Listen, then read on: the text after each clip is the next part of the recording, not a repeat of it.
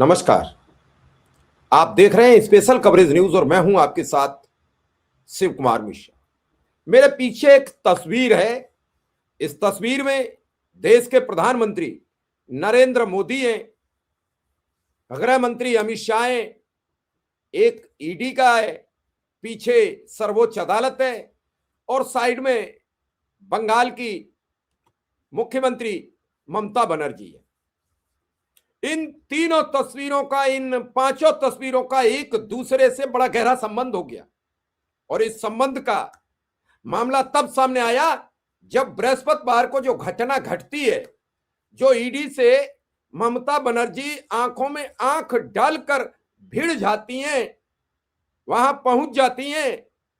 लोगों का यह कहना है कि ममता बनर्जी वहां मुख्यमंत्री की हैसियत से नहीं गई, वो तृणमूल कांग्रेस की राष्ट्रीय अध्यक्ष के तौर पर गई। उनकी पार्टी के आईटी सेल के हेड दफ्तर में छपा था, वहां उनके सब कागजात थे और वो वहां ईडी से फोन छीन लेती हैं, दस्तावेज छीन लेती हैं। ये सब मामले को लेकर ईडी कोलकाता हाई कोर्ट जाती है और वो आज सुप्रीम कोर्ट चली गई कि हुजूर मुझे बिना सुने कोई फैसला ना सुनाया जाए, कैविएट दाखिल कर दी। ईडी घबराई हुई है, डरी हुई है, सरकार भी घबराई हुई है। सरकार के सामने दो विकल्प हैं। पहले तो ममता बनर्जी एक महिला हैं, चीफ मिनिस्टर हैं, अगर वहां राष्ट्रपति शासन लगाते हैं तो ममता बनर्जी सिंपैथी गेन कर जाएंगी। वहां की सरकार को अपदस्थ करते हैं तो ममता बनर्जी के फेवर में चला जाएगा। भाजपा की स्थिति लोकसभा चुनाव में पतली हो चुकी है, वो अपनी स्थिति मजबूत करने के लिए वहां प्रयास कर रही है और वहीं ममता बनर्जी उसे मुद्दे और मौके पर छोड़ नहीं रही है। लोगों का मानना है कि 2/3 बहुमत से ममता जीतती दिख रही है, इसलिए भाजपा हैरान है। वहीं भाजपा के थिंकर ये मानते हैं कि ऐसी ही घटनाएं वहां और हुई तो ये उनका बहुमत का आंकड़ा 3/4 की तरफ चला जाएगा। इस लिहाज से बीजेपी एक एक कदम फूंक कर रख रही है, लेकिन पहले ही कदम पर उन्हें बड़ी चोट पहुंची है। क्या है पूरा मामला, यह भी आपके समक्ष रखूंगा, लेकिन उससे पहले आपसे अपील है कि चैनल को सब्सक्राइब कर लीजिए, बेल आइकन बटन दबा दीजिए, हो सके तो हमारी सदस्यता लेकर हमारा आर्थिक सहयोग भी करते रहिए। चलिए शुरू करते हैं इस खबर का पूरा आकलन और खबर अंत तक बने रहे। यह खबर है, यह आपके समक्ष एबीपी न्यूज की एक खबर है। यह खबर 4:08 पर लगाई गई है। ममता बनर्जी ने रेड के दौरान अधिकारियों से छीन लिए सबूत। ईडी ने आईपीएसी मामले में खटखटाया सुप्रीम कोर्ट का दरवाजा। ईडी ने सुप्रीम कोर्ट में दर्ज याचिका में पश्चिम बंगाल की सीएम ममता बनर्जी पर एजेंसी की कार्रवाई में दखल देने का आरोप लगाया है। ईडी ने इस मामले में केस दर्ज कराने की भी अनुमति मांगी है। यह खबर है न्यूज 18 की। आईपीएसी पर ईडी की रेड, सुप्रीम कोर्ट तक पहुंची बंगाल की लड़ाई। ममता सरकार ने ईडी कैविएट लगाई, मतलब जो ईडी ने केस दर्ज करने के लिए जो अपनी याचिका लगाई उस पर कैविएट लगा दी।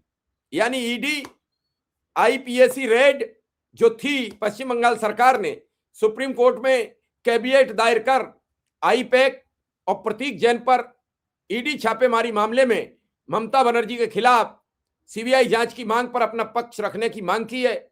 ममता ने ईडी पर अधिकार क्षेत्र से बाहर जाकर कार्रवाई करने का आरोप लगाया है।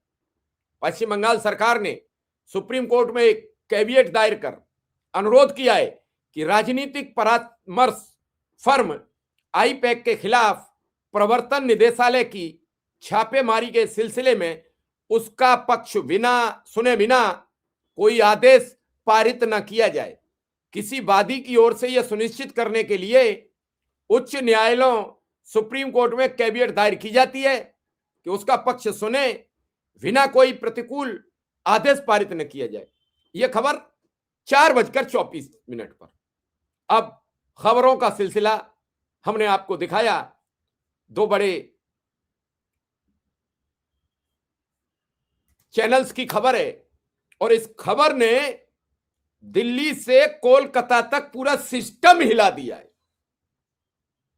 भूल गए अधिकारी, अब पसोपेश में फंसे कि आज तक गांव में एक बड़ा जबरदस्त आदमी था, गांव के लोग उससे डरते थे, गांव के लोगों से वो बदतमीजी भी कर देता था, कभी कभी किसी का खेत जोत लेता था, कभी कभी किसी के घर में घुस जाता था। गांव के लोग बड़े हैरान थे, परेशान थे। एक दिन गांव का एक बच्चा सामने आया और पांव गाड़ के खड़ा हो गया कि आगे बढ़।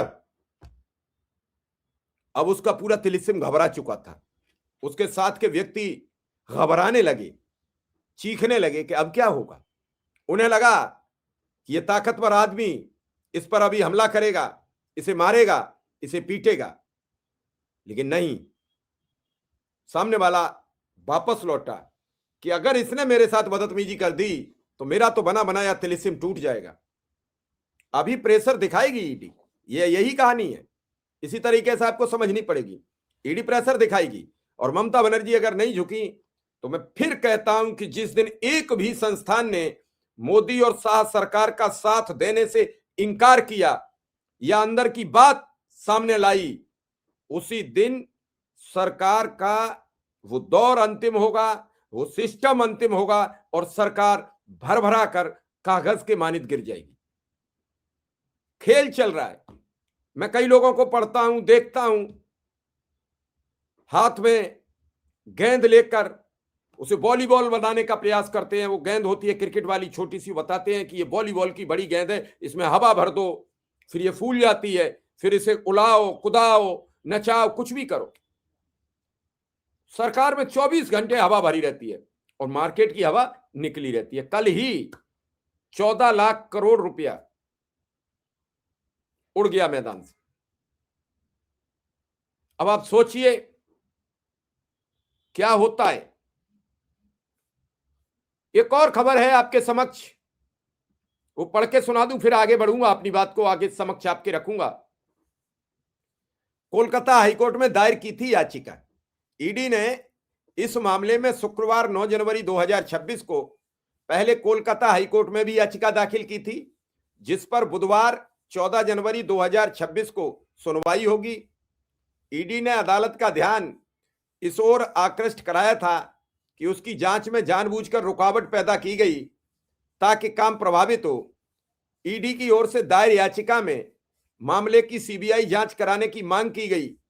साथ ही एजेंसी ने अदालत में आवेदन दाखिल कर इस संबंध में केस दर्ज करने की भी अनुमति मांगी।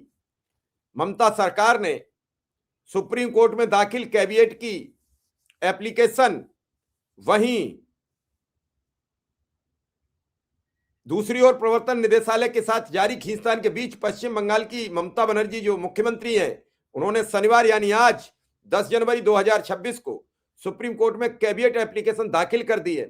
कैविएट दाखिल कर पश्चिम बंगाल सरकार ने सुप्रीम कोर्ट से स्पष्ट रूप से आग्रह किया है कि अगर इस मामले में कोई भी याचिका या अपील दायर की जाती है तो राज्य सरकार का पक्ष सुने बिना कोई आदेश पारित न किया जाए। सरकार के इस कदम का उद्देश्य सुनिश्चित करना है कि अदालत किसी भी तरफा आदेश से पहले संबंधित पक्ष को भी सुनवाई का अवसर दे। दरअसल ईडी ने गुरुवार 8 जनवरी 2026 को कोयला घोटाले मामले को लेकर राजनीतिक कंसल्टेंसी फर्म आईपैक के डायरेक्टर प्रतीक जैन के आवास और ऑफिस पर छापेमारी की थी। ईडी की कार्रवाई के बीच पश्चिम बंगाल की मुख्यमंत्री ममता बनर्जी राज्य प्रशासन और पुलिस के सीनियर अधिकारियों के साथ प्रतीक जैन के घर और ऑफिस पहुंची। इस दौरान उन्होंने कथित तौर पर कुछ फाइलें, इलेक्ट्रॉनिक दस्तावेज निकालकर अपनी गाड़ी में रखवाए। ये सबके समक्ष हुआ। यानी ईडी के अधिकारियों से फोन भी छीन लिए, दस्तावेज छीन लिए, इलेक्ट्रॉनिक उपकरण छीन लिए, और ये बात ईडी के अधिकारियों को नागवार लगी। आपको बता दें कि पश्चिम बंगाल में चुनाव, भारतीय जनता पार्टी वहां पूरी ताकत लगाकर चुनाव जीतना चाहती है। आईपैक के ऑफिस पर छापा डालकर ममता बनर्जी का कहना है कि जो हमारी उम्मीदवारों की सूची है, हमारे सर्वे हैं, उन सभी कागजातों को बीजेपी छीनकर अपने पास ले जाना चाहती थी, ईडी के जरिए मंगाना चाहती थी। वो कार्रवाई हमने नहीं होने दी। हम भी एक राजनीतिक दल है। हम प्रतीक जैन के दफ्तर यानी आईपैक के दफ्तर राज्य की मुख्यमंत्री की हैसियत से नहीं पहुंचे, एक पार्टी के राष्ट्रीय अध्यक्ष की हैसियत से पहुंचे और अपने प्रपत्र ले आए। इसमें मेरा क्या दोष है? ईडी कोयला की जांच कर रही थी तो कोयला के प्रपत्र ढूंढे, उसके घर पर छापा डाले, उसके संस्थानों पर छापा डाले। लेकिन जहां पार्टी का वो आईटी सेल का दफ्तर है, उस पर डालने से क्या फायदा? और यही चीज वो अदालत में रखने का प्रयास करेंगी।